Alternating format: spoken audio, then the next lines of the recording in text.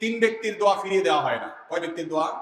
লা তুরাদ্দু দাওয়াতুহুম, তিন শ্রেণী মানুষের দোয়া ফিরিয়ে দেওয়া হয় না। এর ভিতরে এক শ্রেণী হলেন মাজলুম, কারোর জুলুমের শিকার হয়েছে এই ব্যক্তি।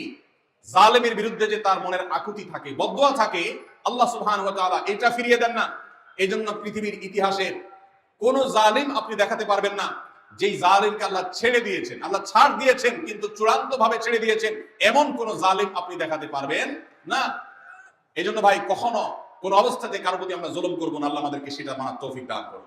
তাহলে তিন ব্যক্তির দোয়া কবুল হয়, ফেরত দেওয়া হয় না। তার ভিতরে একজন হলো মাজলুম, যার প্রতি আপনি জুলুম করেছেন, সে আপনার বিরুদ্ধে যে বদদোয়া করে, এটা লাগবেই লাগবে, আজ হোক আর 2 দিন পরে হোক। নাম্বার 2, মুসাফির, যে ব্যক্তি সফরে আছে, সফররত অবস্থায় সে যদি দোয়া করে, সেই দোয়া আল্লাহ তাআলা কবুল করেন। 3 নম্বর হলো রোজাদার ব্যক্তি, আসসাইম হাত্তা ইফতির, রোজাদার ব্যক্তি সারাদিন ভর রোজা করলে, ইফতার রাগ পর্যন্ত, সারাদিন দোয়া করলে ইফতার রাগ পর্যন্ত তার দোয়া কবুল হয়। এই জন্য রোজা রেখে আমরা বেশি বেশি আল্লাহর কাছে দোয়া করবো ইনশাআল্লাহ। চলতে ফিরতে উঠতে বসতে মনে মনে আল্লাহর সাথে কথা বললেন, চাওয়া দাওয়াকে পেশ করলেন, বাস এটাই হলো দোয়া।